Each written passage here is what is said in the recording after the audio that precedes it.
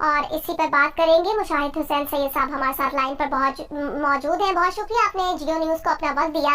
कहिएगा, ईरान ने दमिश्क में ईरानी कांसुल खाने पर हमले का जवाब दे दिया है और अमरीकी सदर का बयान सामने आया है। उन्होंने वाज़ेह किया है कि ईरान पर जारहाना ऑपरेशन में हिस्सा नहीं लेंगे। आपका मौक़िफ़ चाहेंगे इस पर? अस्सलाम वालेकुम जी, और आपके व्यूअर्स को बड़ा अस्सलाम वालेकुम। मेरे ख्याल में बड़ी ये तारीखी बात हुई है आज रात को कि ईरान पहला मुसलमान मुल्क है 50 सालों में 1973 की अक्टूबर जंग के बाद जिन्होंने हिम्मत और हौसला किया कि उन्होंने इजरायली जारियत का एक जवाबी कार्रवाई की और इजराइल के अंदर जाके 200 ड्रोन और मिसाइल मारे। और मैं समझता हूँ कि इससे काफी हैरान कर दिया उन्होंने इजराइल को भी और इजराइल के हामियों को भी कि ईरान में वो कुव्वत है, वो हिम्मत है, वो सलाहियत है कि वो इजराइल के बराह रास्त जवाबी कार्रवाई कर सकता है। तो इस हमले कह लें या जवाबी कार्रवाई के बाद जारियत का जो जवाब दिया इजराइल का, उसके बाद अमेरिका और उनके जो हलीफ हैं वो काफी खौफजदा हैं कि ये जंग बढ़ ना जाए।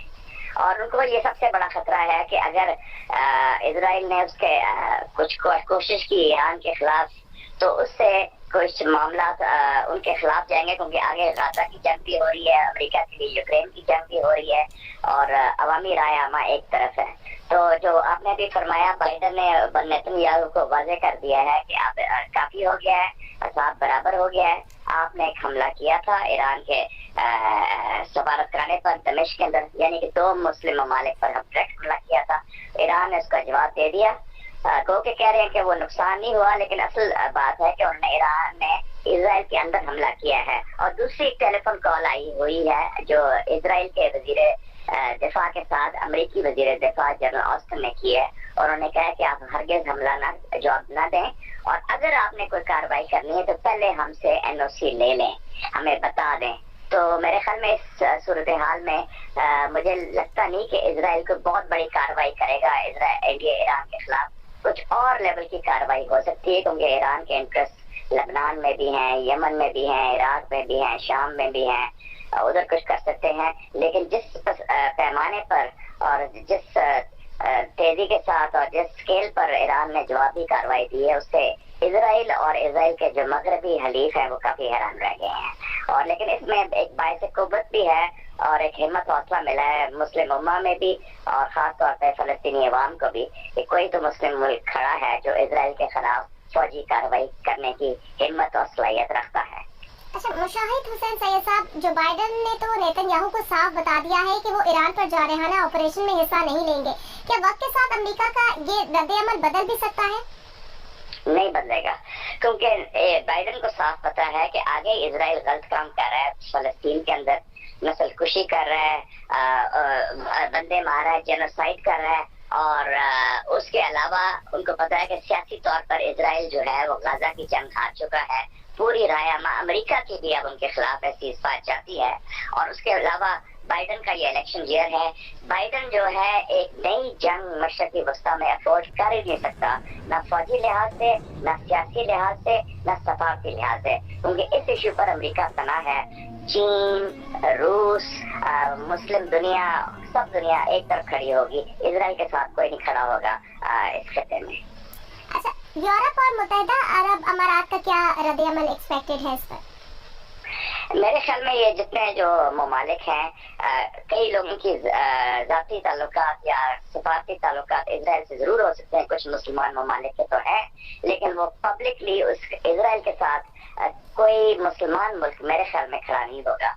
वो डरेगा इस वक्त, क्योंकि एक तो अपनी अवामी रायमा से और दूसरा ईरानी रद्द-ए-अमल से। लेकिन कुछ लोगों की हमदर्दियां मुसलमान दुनिया की हुकूमतों की हो सकती हैं, अवाम की हमदर्दियां ईरान के साथ हैं, फलस्तीन के साथ हैं और इजराइल की मुखालफत में है।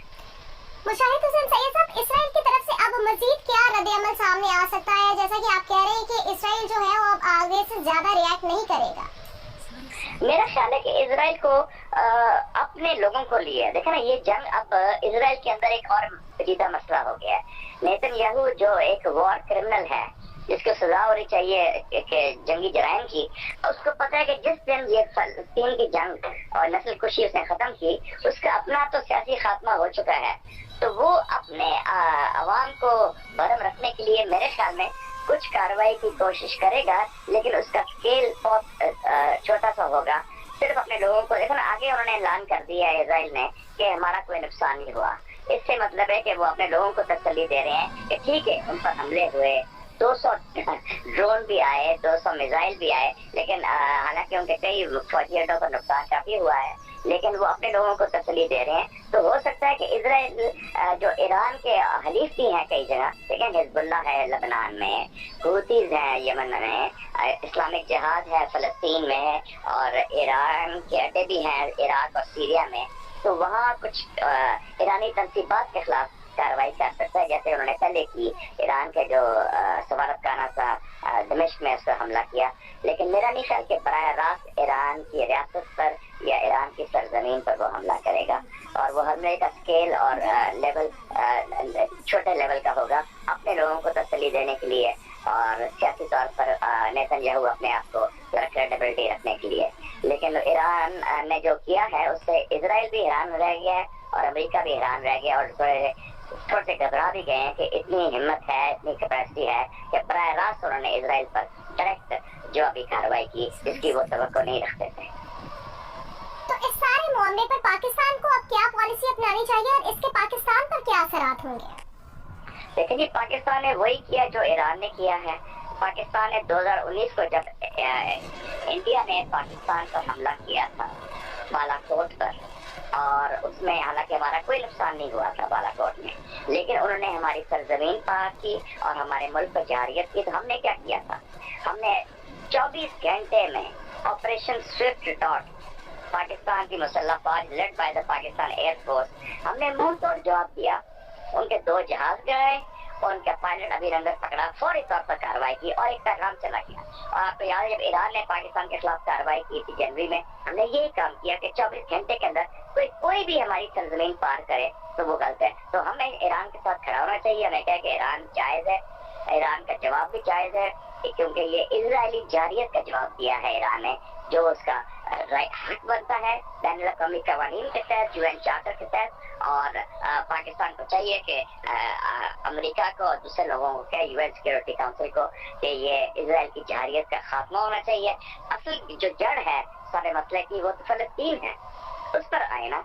गाजा के ऊपर पाकिस्तान को चाहिए डिमांड करे सीज फायर, ईरान के साथ यकजहती का ऐलान करे, और उसमें ये भी कहे कि अब और मजीद जंग नहीं होनी चाहिए मशरक़ी वस्ता में, और ईरान को मगरबी हलीफ जो हैं उनके वो इजराइल को, जो मगरबी हलीफ हैं इजराइल के, वो रोके हैं। जी, ईरान ने दमिश्क में ईरानी काउंसिल खाने पर हमला कर दिया है। इसी पर बात करने के लिए साबिक सेनेटर मुशाहिद हुसैन सैयद साहब हमारे साथ मौजूद थे। शुक्रिया आपका।